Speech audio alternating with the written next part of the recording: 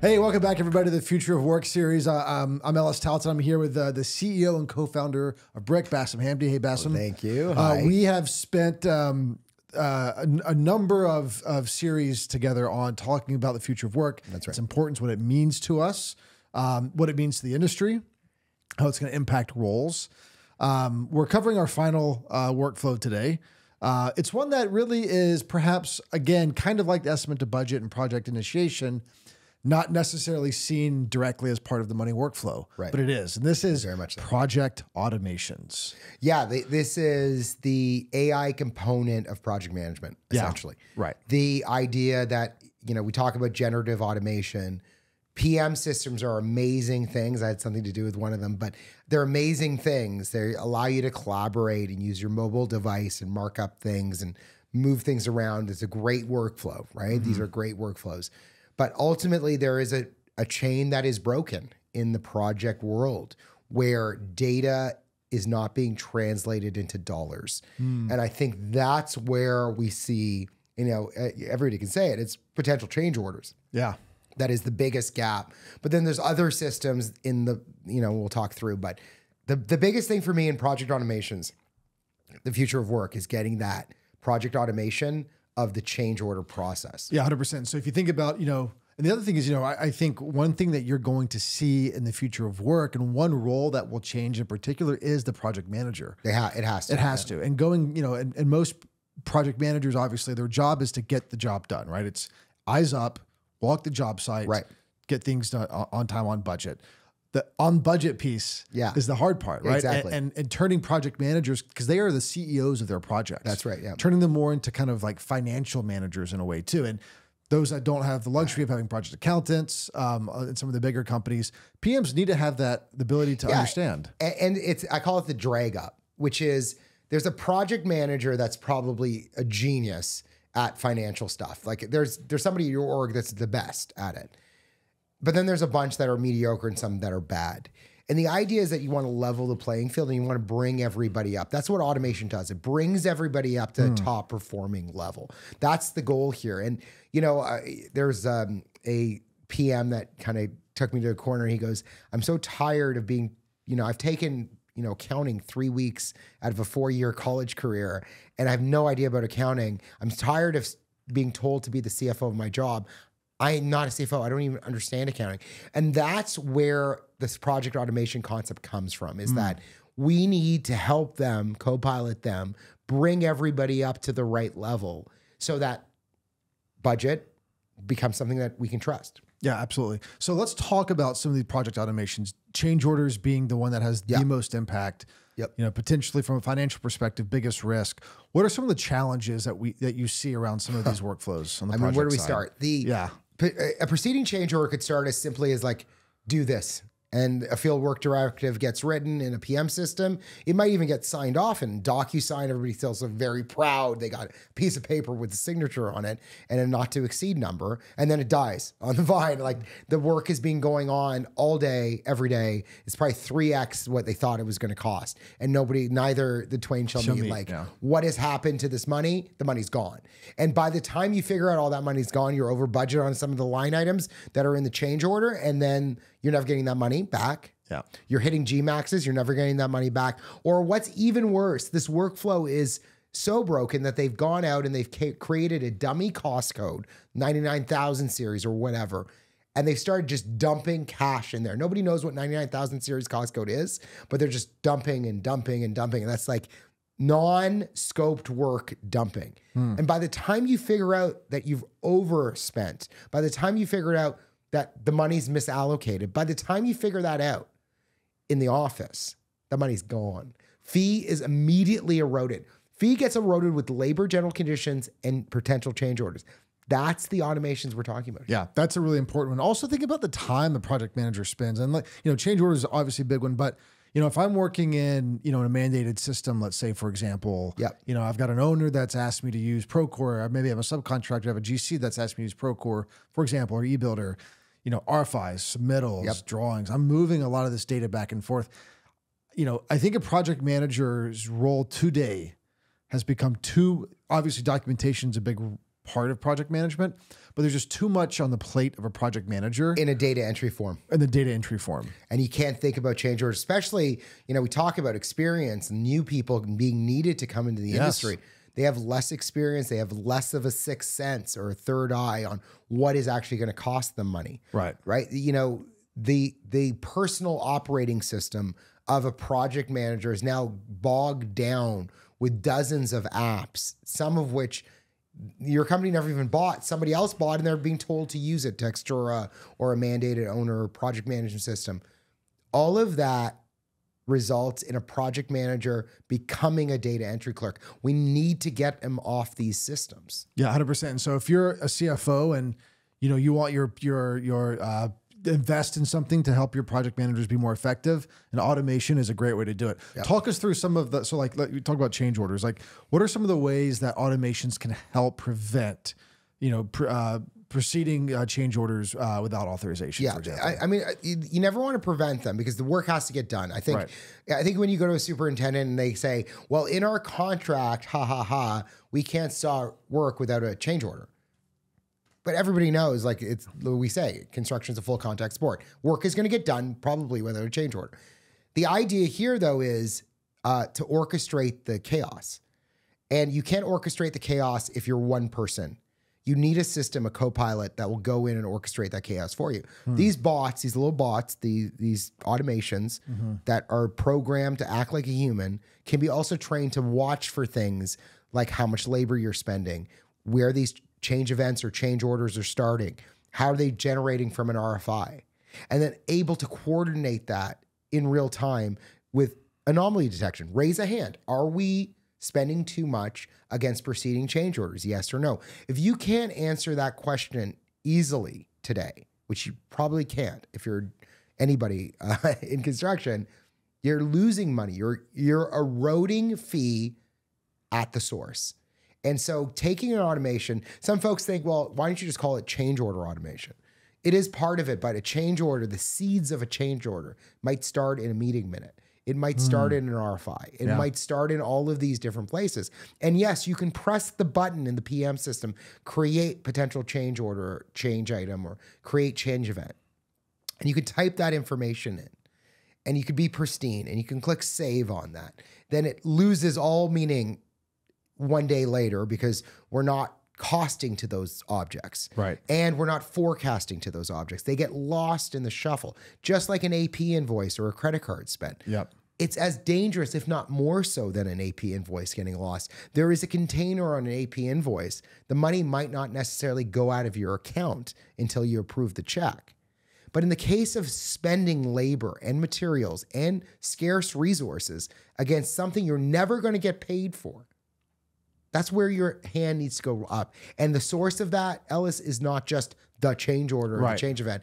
It's everything that happens in conjunction with that. Yeah, absolutely. And really what this is, equipping the project manager or the team there with an assistant that can sort through that really is better at logic than any human is, right? Yeah. And 7 days a week, 24 hours a day, they don't complain, right? So these bots just keep on churning away. We have clients that automate tens of thousands of transactions a month, tens of thousands. I mean, this is stuff moving back and forth. And it's not about, and I've said this before, it's not about integration. It's not like Viewpoint plus Autodesk Build or Viewpoint plus Procore. I bought the bridge and it's a process problem. It is not an integration problem. It's not about data transport. It's about data translation. It's not about what you put in the screen. It's about a machine understanding what's in the screen to give you some coaching. And what that means and how that impacts. Correct. The budget of the contract and potential fee and labor associated with doing that work and general conditions. And there's a lot that goes with it. Yeah. Somebody forgets to put a GC, a general conditions percentage, on a change order, and that gets all the way through. You've underbilled that job. That's it. You've underbilled the job. That money is gone. That money's gone. And if you have enhancement on that general conditions charge, a fee enhancement on the GC charge, not that anybody would do that, but if you have a fee enhancement, that additional profit is gone. Right. So it's really, really serious. One bot could just check, did you forget any of your markups? Now, that's a simple one. But as you start to see and you start mapping your project financial playbook in the trailer, you see that these bots can do the help that you need. Yeah. One thing that might happen with change orders, let's take for an example, is sometimes they just don't get, they don't get created, right? You got the painter on the site, you don't really have time. You maybe you put it down in your notebook. Maybe a week later you put the change order in, right? One of the things that we've been looking at, and this is where a lot of the new technology kind of around this third wave of digitization is going to take place, is ChatGPT as an example, right? We have an example of what a workflow might be to get a change order created or to get an RFI created in a way that, that we know it's going to be recognized in that forecast and it's going to be reimbursed. Yep. We've been building linguistic models since 2018. And we've been using technology varied from Microsoft, Amazon, and from Google. It's all been very much, I would call it lab projects. Yeah. As ChatGPT came in and it cost them $100 million to train that model, it's probably the best language model we've ever seen. Yeah. And we've been able to use some of those components to say this RFI is written in such a way that there has a higher propensity to end up as a change order. That information, and again, it's early innings, right? So we're just trying to figure this out. But if you start thinking about what that means to a project manager that gets 100 RFIs a month, where 3 are being highlighted as potential change orders and the button hasn't been pushed or an estimate hasn't been entered, or worse, we're probably incurring costs against it. We just haven't seen it. Yeah. Let's have a look at an example of what this workflow might look like in kind of this new world. Let's have a look. When you're thinking of the technology that we refer to as robotic process automation, starting at the top here, they're really bots that perform tasks on behalf of a human. So the areas that you'll see that these automations fill in are really when it comes to double data entry, very manual tasks that can follow a certain logic. These bots become your digital assistant. So again, you have the control over when they run, how often they run, sort of what tasks they're able to automate. Automation improves the timeliness and accuracy of not only financials, but just a lot of different workflows that we'll talk about today. When it comes to accuracy, these automations, they're designed to follow a certain process. They are going to take the information from one system or from one place and put it into the other based off a process that you determine. So there is a risk mitigation factor to it, just because it's a robot, right? It's a bot doing it. It's going to follow whatever that process needs to be. And then really the last and I think most important item is that these automations, they're highly scalable and they're very cost effective. So when we say scalable, as you add on new projects, take on new markets, there's usually the need to hire on additional overhead staff. In a lot of examples, these automations can really reduce the need to do that because they're able to complete a lot of the tasks that are just very manual and time consuming in nature. So when we're thinking of process or project automations, there's a lot of different examples that Briq has solved for. What we're going to look at today are just a few sort of simple examples, but keep in mind that as a rule of thumb, if the data exists in one system or one place, we want to remove the need for a person to go have to re-enter that information somewhere else.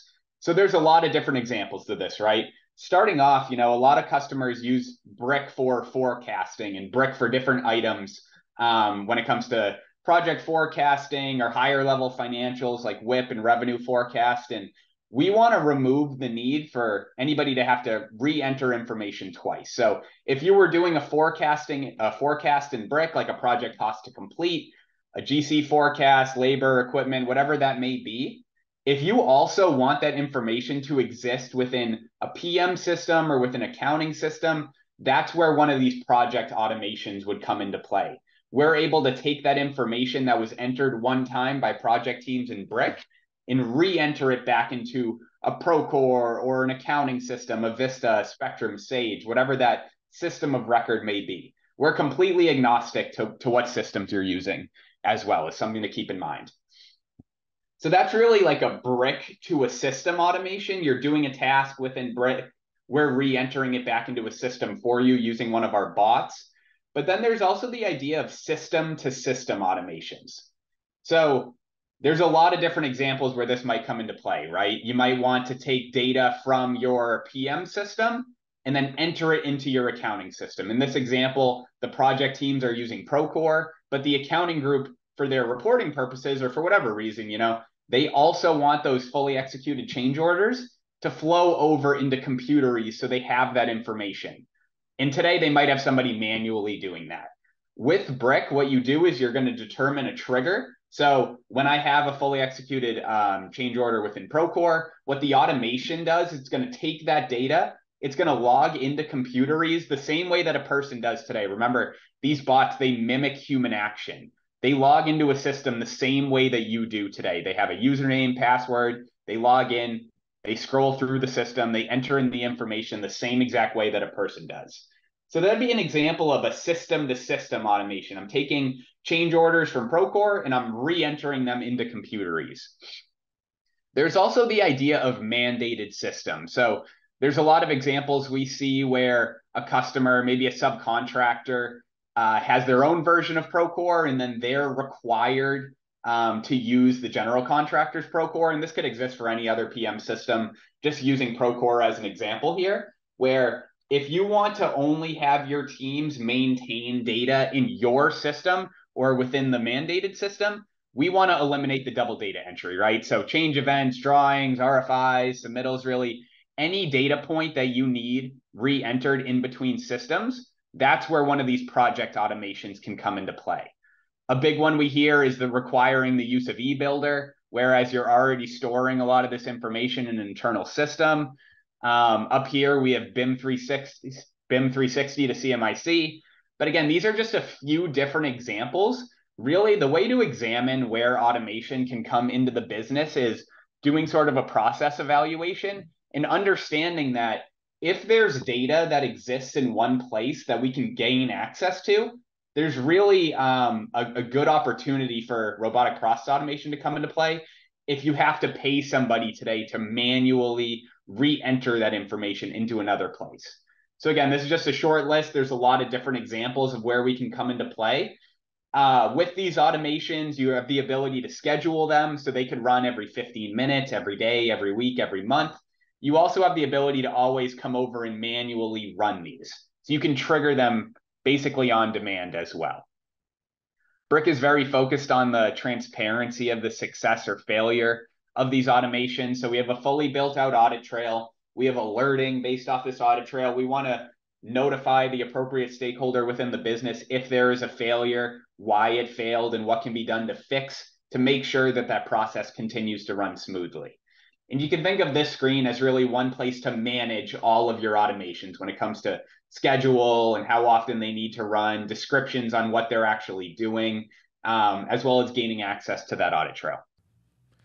Yeah. So just as we talked about, right, easy way to an interface right through a text screen, right, versus opening up, the accounting system or project management system. And right? I'm not saying that this is going to change how you'd run project tomorrow. Like if Briq came out of a box, even with a chat bot that was as sophisticated as ChatGPT, said, hey, let's replace your PM system, it would never happen. That's why I'm not in the business of replacing systems. We're going to work with Procore. We're going to work with Autodesk Build, with your homegrown PM system, which we do. One of our largest clients' PM system is developed by themselves. Yeah. And we taught the bots to use that system. Right. The idea here is this is akin to the self-driving car where you have this lane warning assistance and this curve assistant and the speed control assistance. That concept is what we're bringing to construction. That's the key here. This isn't, like somebody will press the Tesla self-driving button and have the car drive them home. And then we go to them and say, we can make your change orders run better. They're like, come on. Right. Like we're, at this point, it's autopilot. We need to put construction projects on some form of autopilot. And that's what we're trying to do with this. Yeah, absolutely. And I think with the future of work, part of it is that the way we do our jobs in construction today will be fundamentally different. This is the first technology. I know I'm biased, right? CEO, co-founder of Briq. This is the first technology that's trying to do this for an industry as complex as this. It's been done in other industries. It has been. There's co-pilots, there's automation, healthcare, the manufacturing, they've all been done. Nobody's been crazy enough to try to take the chaos of construction and bring it to peace and harmony using automation and AI technology that's relatively new And you know what's great? Our clients are seeing immediate ROI in stopping fee erosion, planning better, and getting hours back in their day so they can run a better business. Yeah, absolutely. Well, look, great. It was great to explore the future of work series with you. I really appreciate the time. Love it. If there's any questions or interest in learning how to actually spin these up in the business today, we'd love to hear from you. Absolutely. Thanks for tuning in, everybody. Thanks, everyone. Thank you so much.